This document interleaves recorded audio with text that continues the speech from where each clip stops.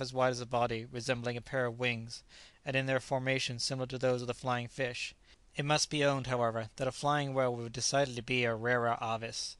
Lastly there is the jubarte, commonly known as the finback. It is provided with a dorsal fin, and in length not unfrequently is a match for the gigantic right whale. While it was impossible to decide to which of the three species the whale in the distance really belonged, the general impression inclined to the belief that it was a jubarte. With longing eyes Captain Hull and his crew gazed at the object of general attraction.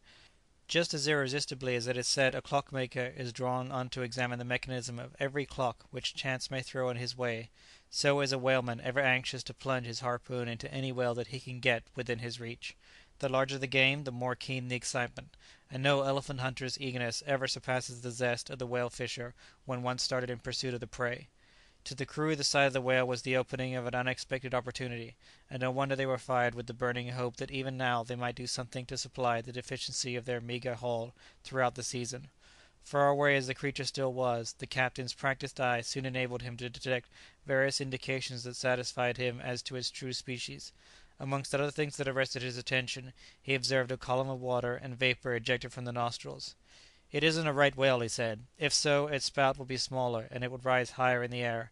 And I do not think it is a humpback. I cannot hear the humpback's roar. Dick, tell me, what do you think about it?"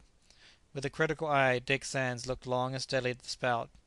"It blows out water, sir," said the apprentice; "water as well as vapour. I should think it is a finback, but it must be a rare large one." "70 feet at least," rejoined the captain, flushing with his enthusiasm. "What a big fellow!" said Jack, catching the excitement of his elders. "Ah, Jack, my boy," chuckled the captain, "the whale little thinks who are watching him enjoy his breakfast." "Yes," said the boatswain, "a dozen such gentlemen as that would freight a craft twice the size of ours; but this one, if only we can get him, would do a good way towards filling our empty barrels." "Rather rough work, you know," said Dick, "to attack a finback." "You are right, Dick," answered the captain; "the boat is yet to be built which is strong enough to resist the flap of a jubarte's tail. But the profit is worth the risk, captain, isn't it?" "You are right again, Dick," replied Captain Hull as he spoke. He clambered on to the bowsprit in order that he might get a better view of the whale.